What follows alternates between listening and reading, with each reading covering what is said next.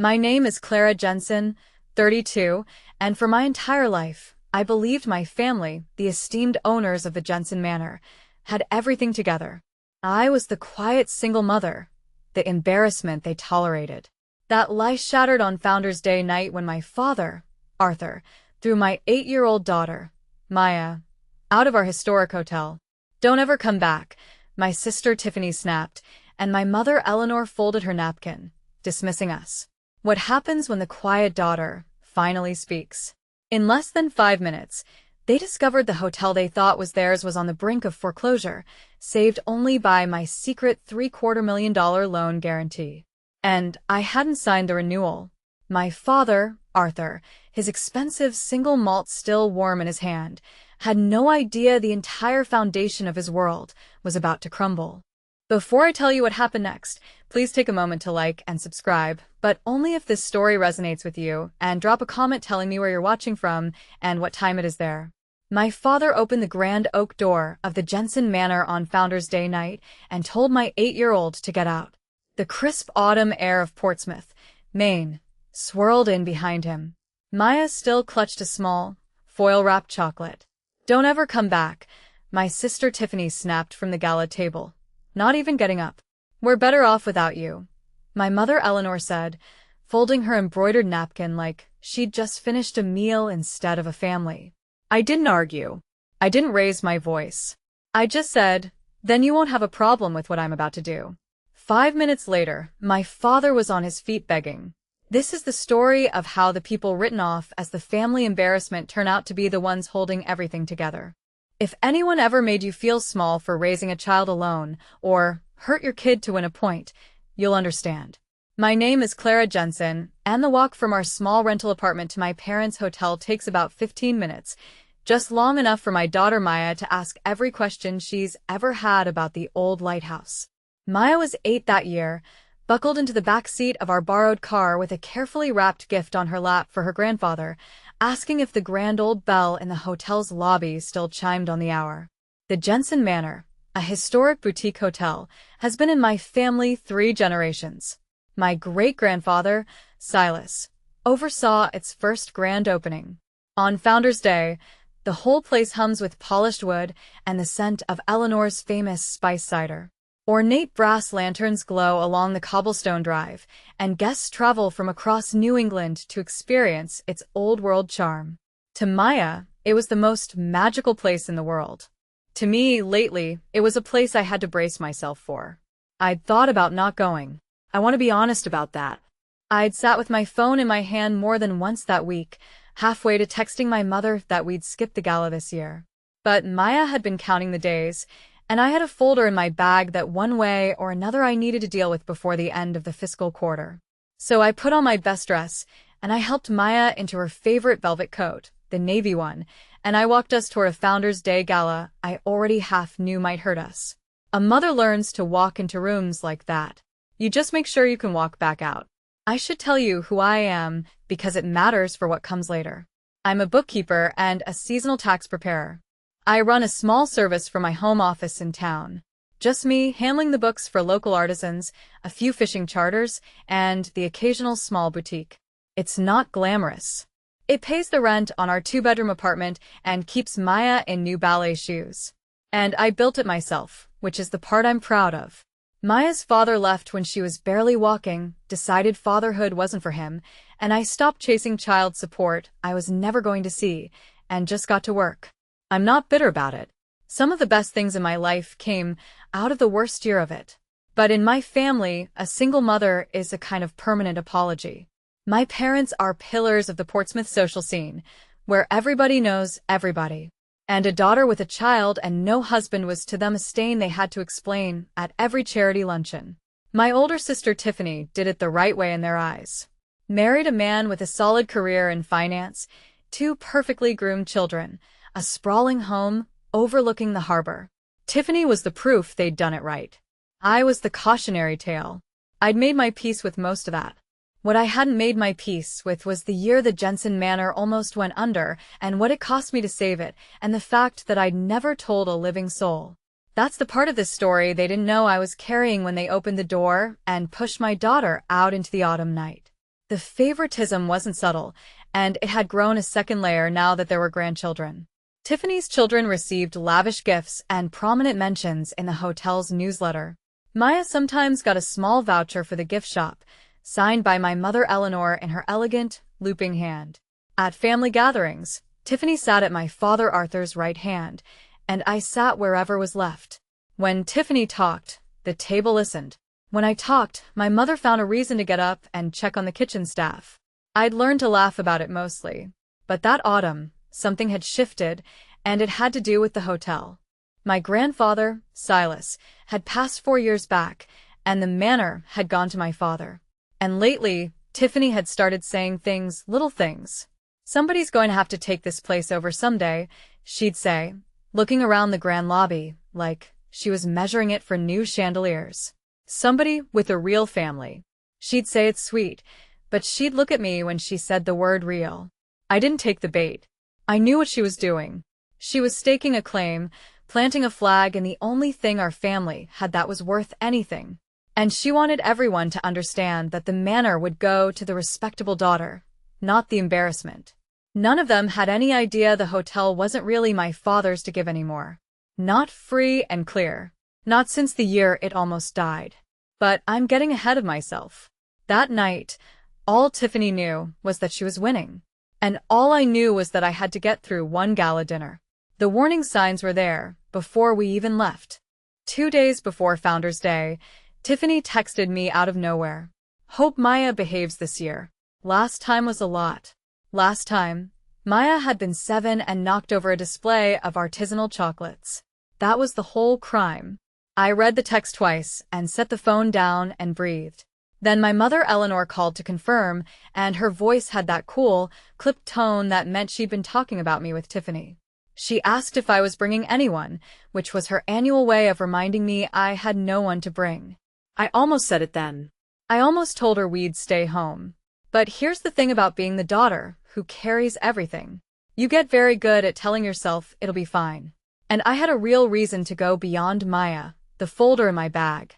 The hotel's critical bridge loan came up for renewal every year at the end of the fiscal quarter, and the bank needed a signature by the 31st. And that signature was mine.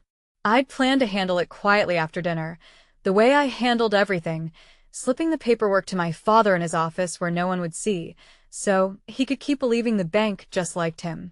So I had 2 reasons to walk out there. My daughter's joy and my father's pride. Both of them mine to protect, as usual. I loaded the car. I told myself it would be fine. It is amazing the things we tell ourselves right up until the door opens. The manor on Founder's Day could break your heart. It was so beautiful. We came up the long cobblestone drive in the dark, and the whole place glowed. Rows of ornate brass lanterns strung with white lights. The old stone facade lit up gold. Crisp autumn air curling from the hotel's grand chimney into the falling leaves. Maya had her face pressed to the window before I'd even parked. "There's the old bell tower," she said, pointing at the grand structure, and she was out of her seatbelt and across the yard the second I cut the engine.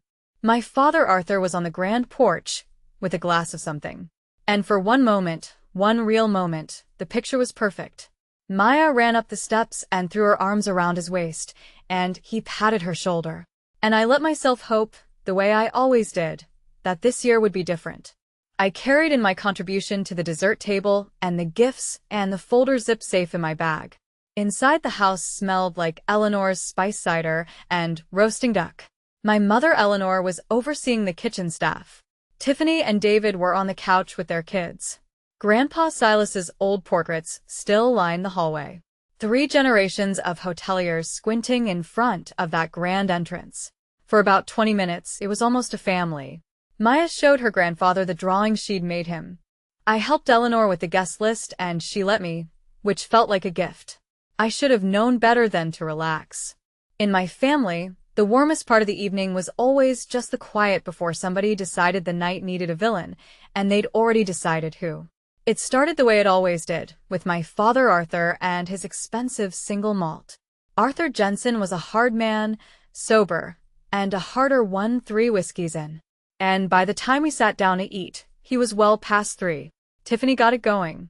She always did with a smile.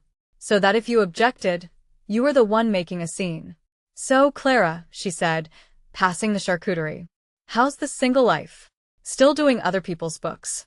A little laugh. I don't know how you do it all alone. I'd just die. David studied his plate. My mother Eleanor said nothing, which, in my family, is a kind of agreement. I kept my voice light for Maya's sake, sitting right there beside me with her napkin tucked into her collar. It keeps the lights on, I said. Maya and I do all right. I'm sure you do, Tiffany said in the tone that means the opposite. My father Arthur snorted into his glass. I let it go.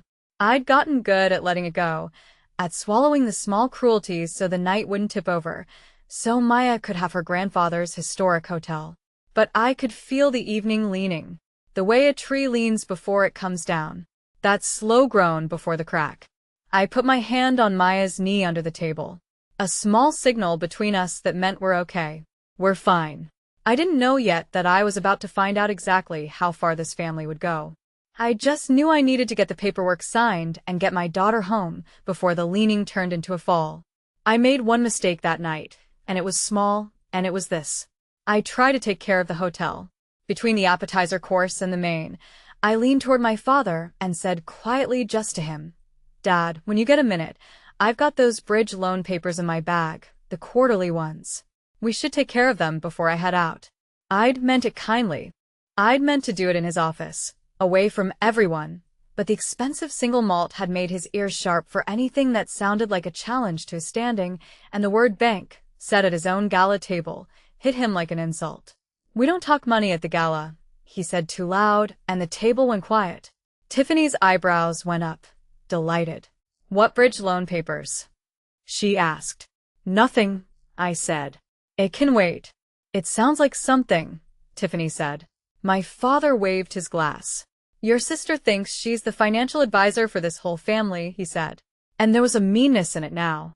The whiskey talking. Always got her papers. Always got her opinions. I felt my face go hot. I'd spent 2 years protecting this man's pride about those exact papers. And here he was using them to make me small in front of everyone. I should have just left it. But I was tired in a way I hadn't let myself feel in a long time. And the words came out before I could stop them. Believe me, Dad, I said quietly. You want me to have those papers. He didn't hear the warning in it. He heard sass. And his face started to change. I walked my daughter 15 minutes to a Founder's Day gala I already knew might hurt us because she wanted to see her grandfather's hotel.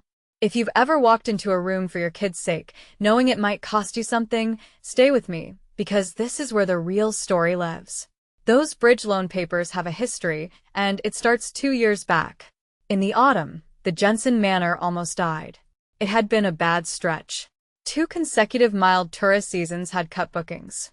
Arthur, in his ambition, had embarked on reckless expansion and renovation projects, papering over the hidden cost overruns with short-term loans and defaulting on supplier payments.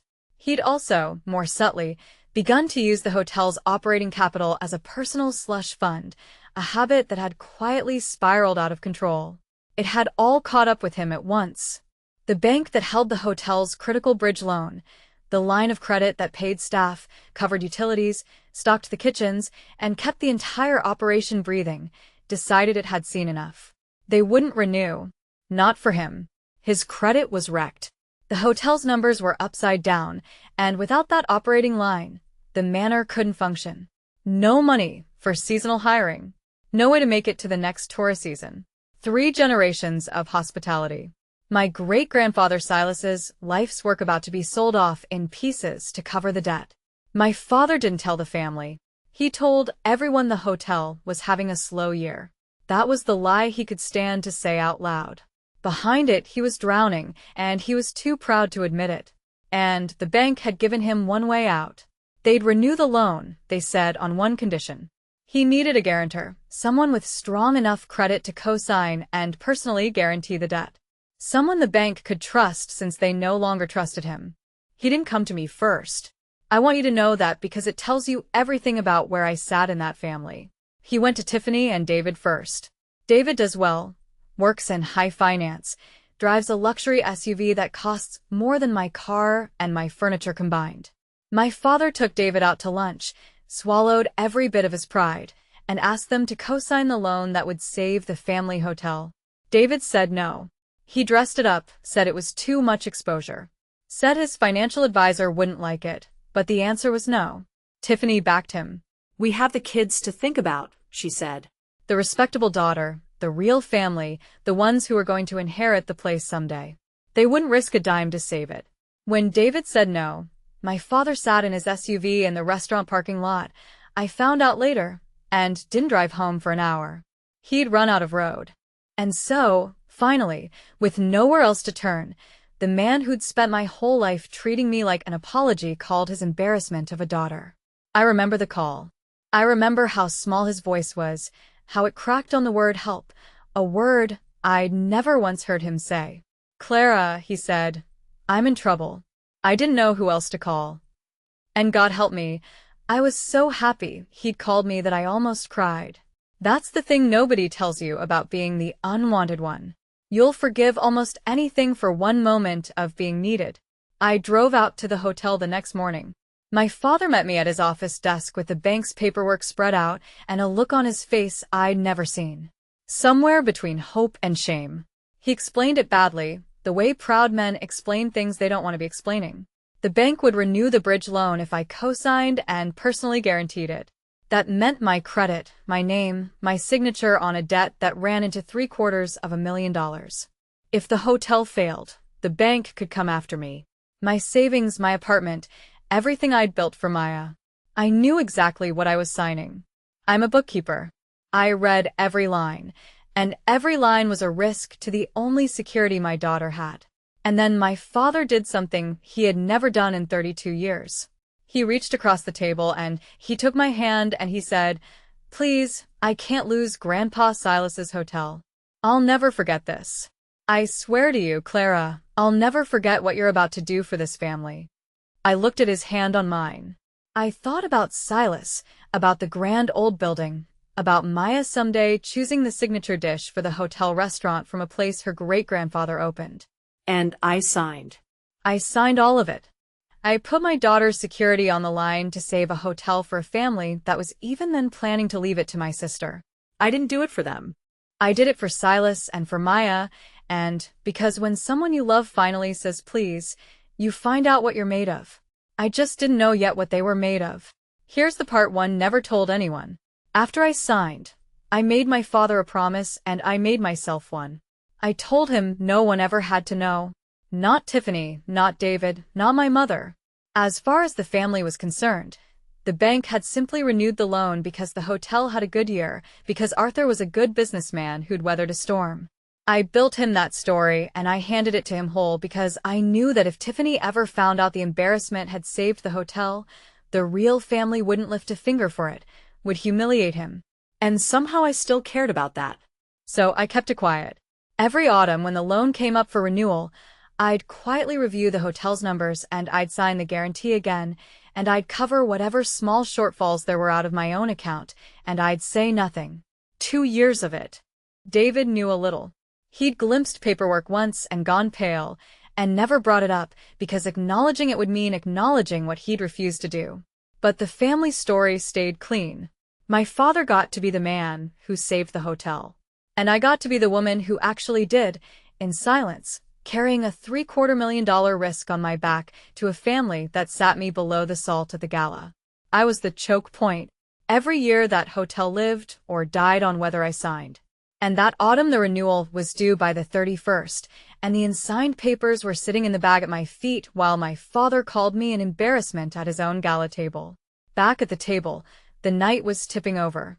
My father had decided I'd embarrassed him with the bank talk, and the expensive single malt wanted somewhere to go. He started in on me, the old greatest hits. How I thought I was smart. How I'd made my bed with Maya's father, and now wanted everyone to feel sorry for me. How Tiffany had done things the right way. My mother Eleanor nodded along. Tiffany wore that small satisfied smile, the cat with the cream. And Maya, my Maya, sat there next to me, getting smaller and smaller, hearing her grandfather talk about her mother that way, hearing the words she didn't fully understand, but understood enough. Embarrassment. I kept my hand on her knee. I kept my voice level.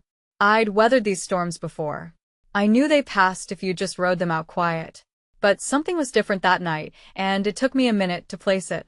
It was Silas. I kept thinking about Silas, about a piece of paper folded in the inside pocket of my bag, right next to the loan documents. I'd brought it without quite knowing why. Maybe some part of me knew the night was going to need it, because 2 years of silence had bought this family exactly nothing in the way of kindness. And I was beginning slowly, dangerously to do the math on what my silence had actually purchased. Their comfort, their pride, their story, and not 1 ounce of decency toward my child. The leaning tree groaned. And then my father reached for the bottle again. And somewhere in the back of my mind, a hand reached for that folded letter. I need to tell you about the note, because it's the reason I did what I did. When Grandpa Silas died 4 years back, he left the manor to my father, free and clear, the way everyone expected. But he left me something, too. Not money, a note. His lawyer handed it to me a week after the funeral. A single page tucked into the inside cover of Silas's original hotel guest register from its opening year, in his shaky hand, and I'd carried a copy of it folded in my bag ever since, the way some people carry a saint's medal. I'd reread it that very morning while I was pulling the loan papers from the old metal box where I kept the hotel's records. Silas wrote like he talked, plain and slow.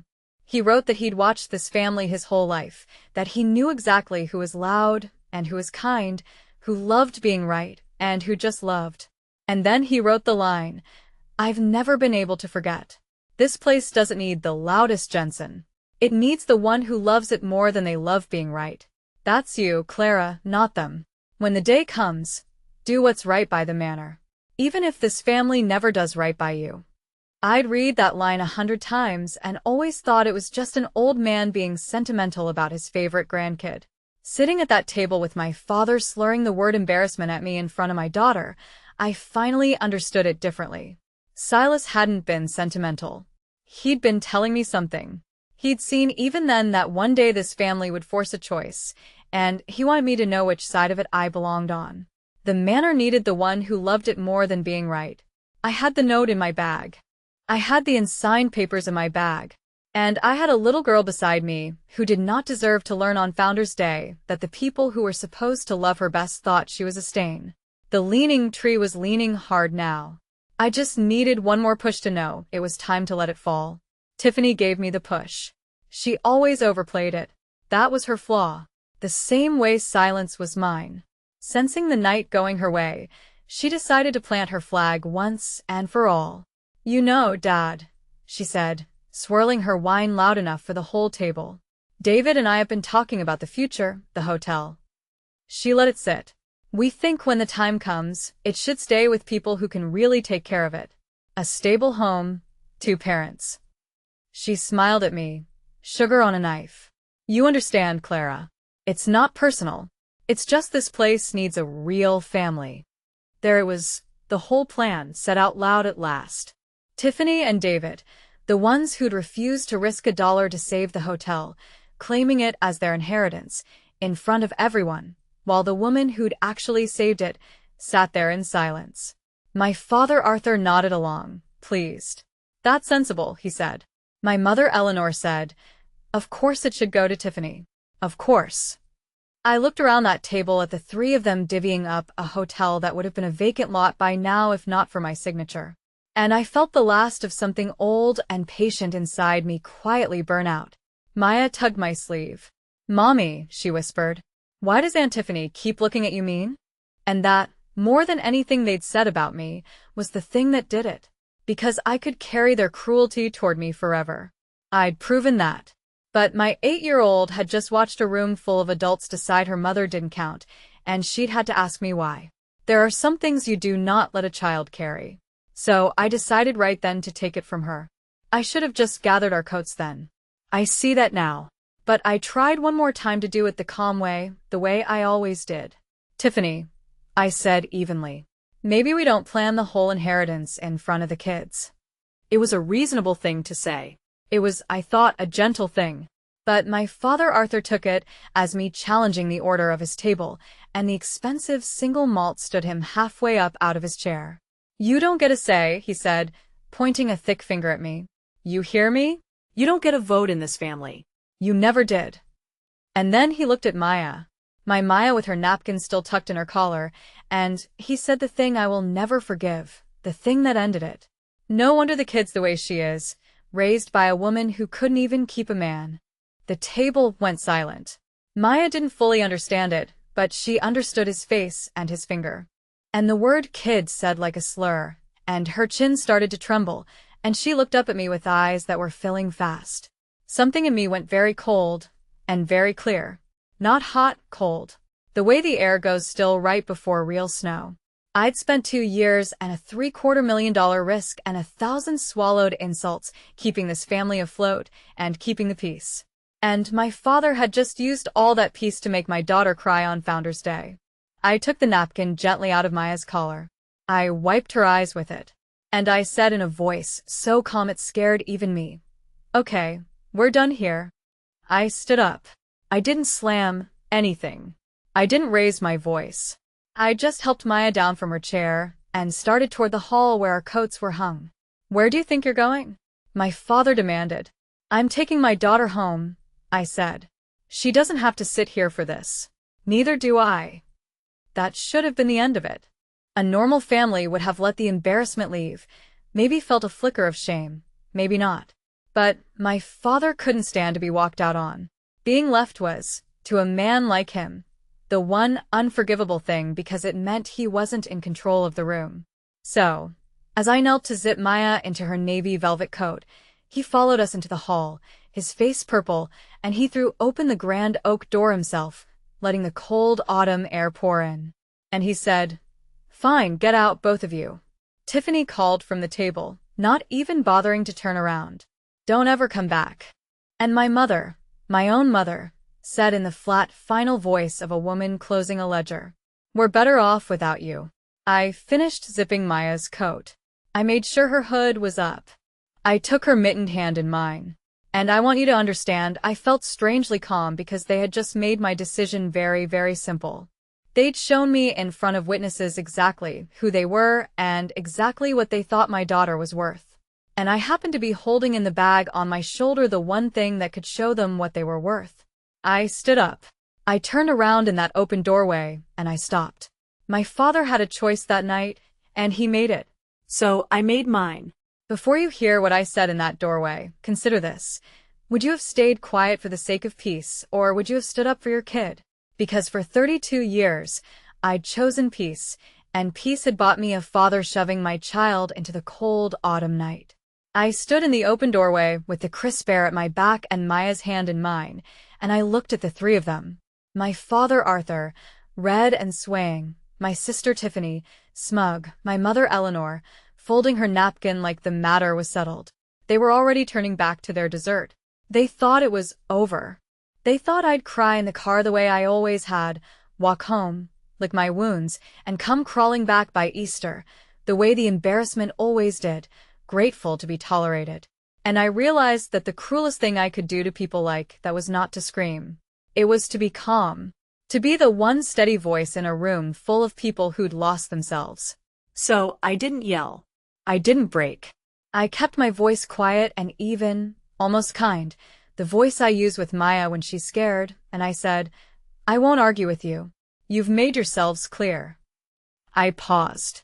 "So, you won't have a problem with what I'm about to do."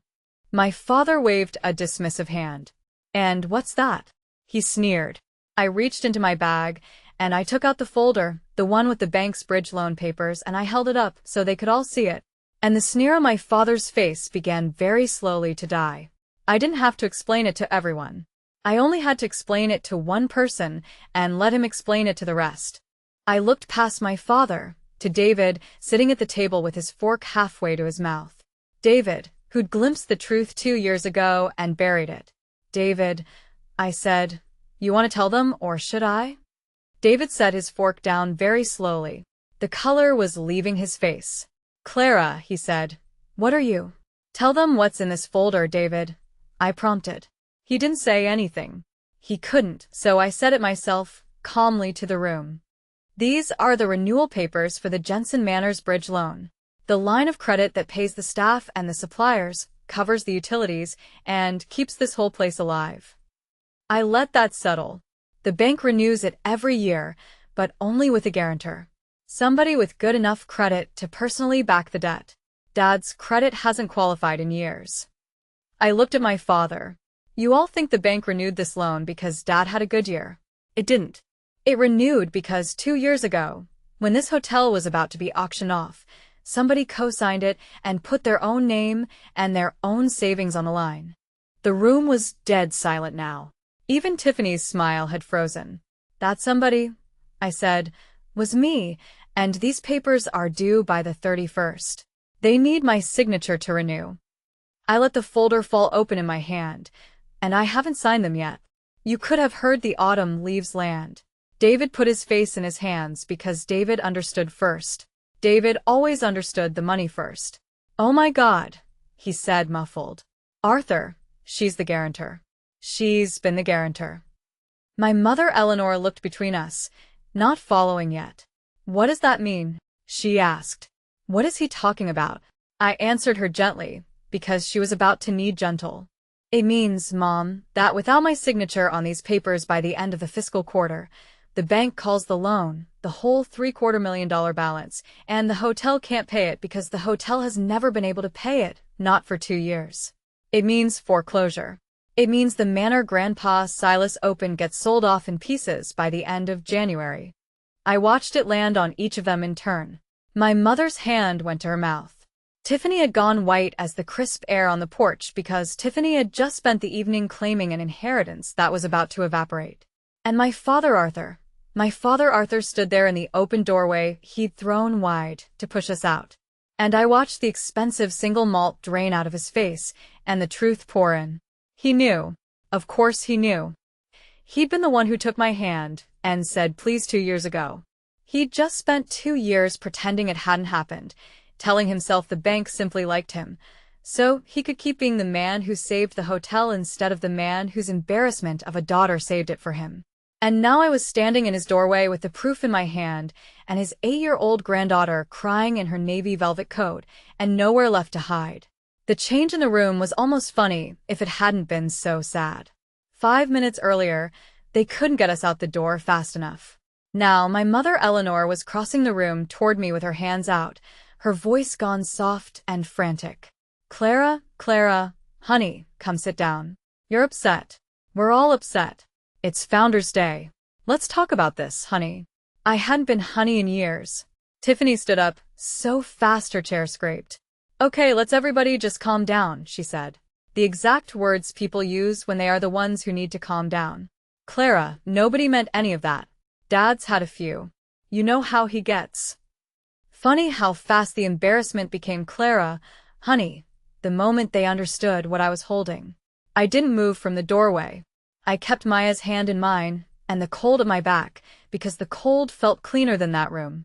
An hour ago, I said quietly, I was the embarrassment who didn't get a vote. 5 minutes ago, you told my daughter to get out and never come back. I looked at my mother.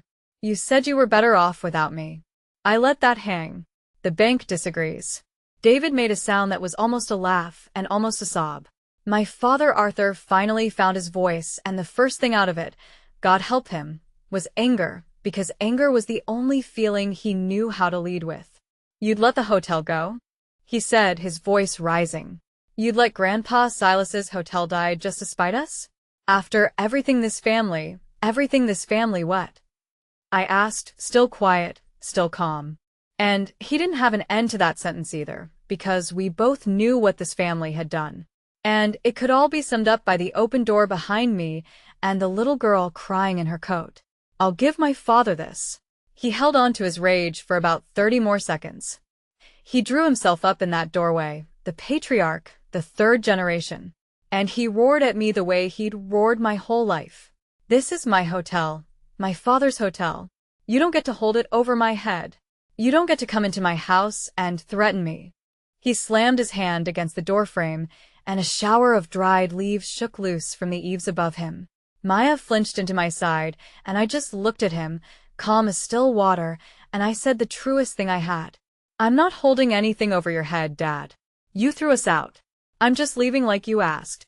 The papers leaving with me is just what happens when you throw out the only person whose name keeps this place alive. And that was when it broke in him. The rage collapsed all at once.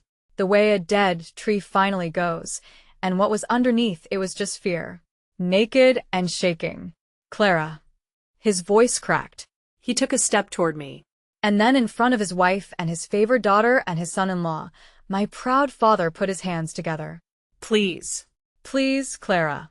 We'll lose everything. The hotel, the reputation, all of it. It's all tied to that loan. Please don't do this. I'm begging you. 5 minutes. That's how long it took from get out and never come back to my father begging me on Founders Day night in his own doorway. I'd waited 32 years to be needed by this man. And now that I had him, I felt no triumph at all. Just a great quiet sadness, and a very clear sense of what I had to do next. I let him stand there a moment, his hands together, because some part of me, the part that was still 8 years old and waiting to be chosen, needed to see it. Then I reached into my bag and took out the other piece of paper, the folded one, Silas's note from the old guest register. Before anybody says another word, I said, I want to read you something. Silas wrote it to me before he died. None of you have ever seen it. I unfolded it carefully. My father's begging face changed at the sight of his own father's handwriting. I read it out loud in the steady voice I'd kept the whole night. So all of them heard it. This place doesn't need the loudest Jensen. It needs the one who loves it more than they love being right. That's you, Clara, not them. When the day comes, do what's right by the manor. Even if this family never does right by you. I looked up. Silas knew, I said. He knew exactly how this family treated me, and he knew exactly who'd show up when it mattered. He was right on both counts. My mother Eleanor was crying now. Tiffany was staring at the floor. I'm not going to let the hotel die, I said, and I watched the relief start to break across my father's face. And I held up a hand to stop it. But not for you.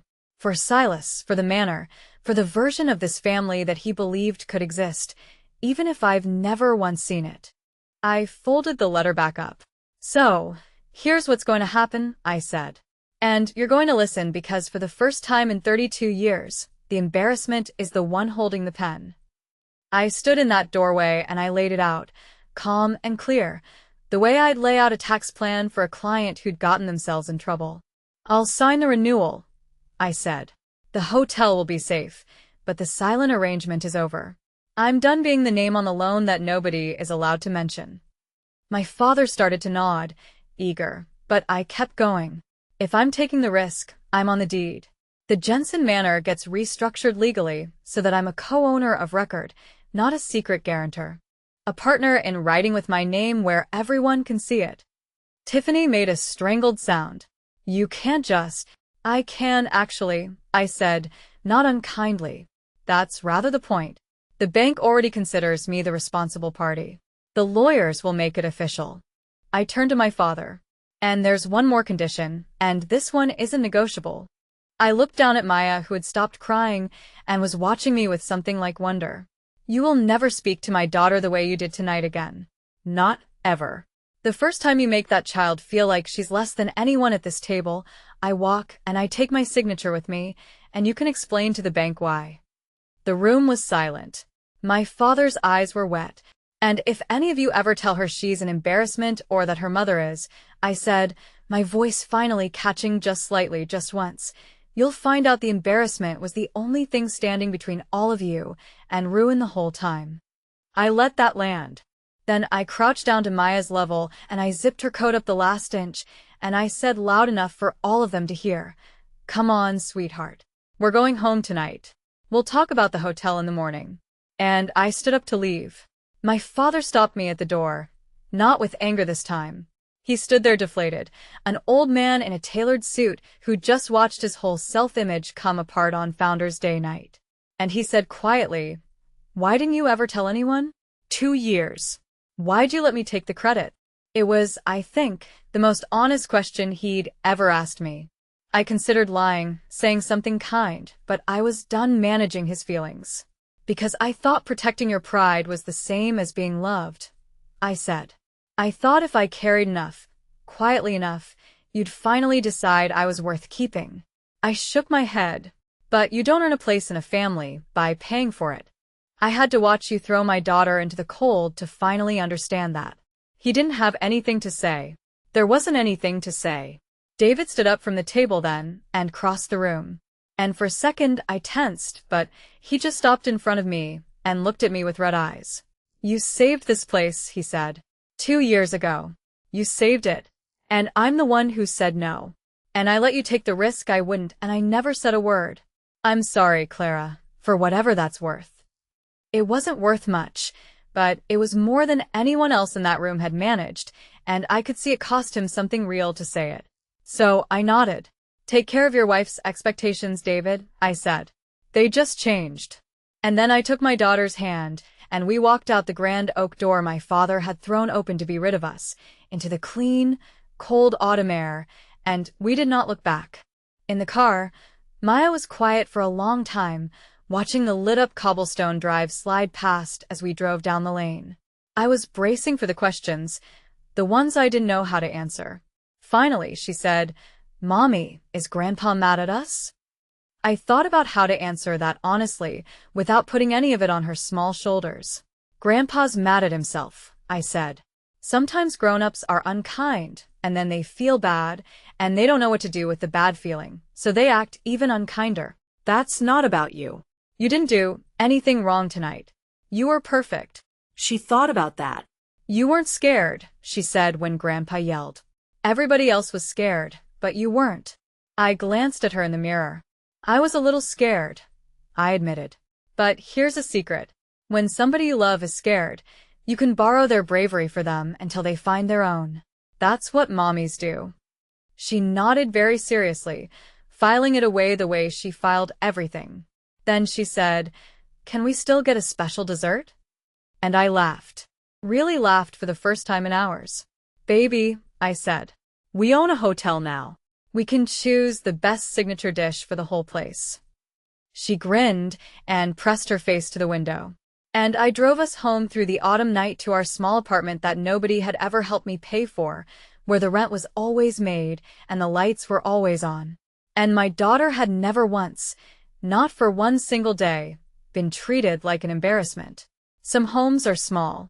It doesn't mean they're not the warm ones. The lawyers took about 2 months. I signed the renewal in early January after the restructuring was in writing, after my name went on the deed, where everyone could see it. The hotel was saved, the way it had been saved every year, for 2 years. Except now it was no longer a secret and no longer free. My father had to sit across a conference table from the daughter he'd thrown out and sign papers making her his equal partner in the manner his father opened. I don't think anything in his life ever humbled him more than that signature. We are not close now.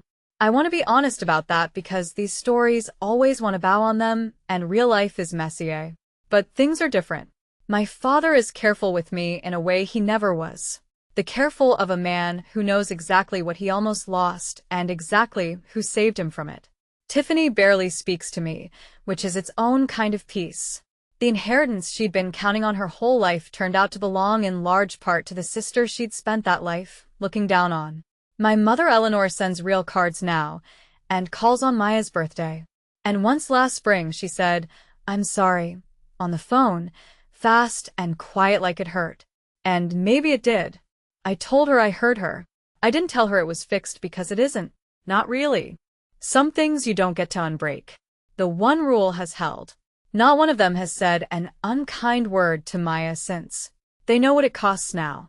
And every autumn, Maya and I drive out to the hotel. And she proudly chooses the new signature dish for the restaurant with her own 2 hands from the place her great-grandfather opened. The manner a quiet note said belonged to the one who loved it more than being right. Silas knew. He always knew. He just trusted me to find out. You can carry people who never once carried you for years in silence and call it love. But the day they hurt your child to feel bigger, you're finally allowed to set the whole weight down and pick back up only the few things and the few people that were ever worth holding. If your family ever called you the embarrassment, take a quiet look at who's really holding the roof up. The grand oak door thrown open on Founders Day night. The renewal I almost didn't sign. The note from the one man who ever saw me clearly. Hold your line. Protect your kids. And stop paying for a seat at a table that was never yours. Lessons from this story. Protect your children fiercely, even if it means confronting those you love. Your true worth may be hidden but is essential. Don't let others define your value. Silence can enable mistreatment. Speaking up is sometimes necessary for justice. Don't pay for a seat at a table that was never truly yours.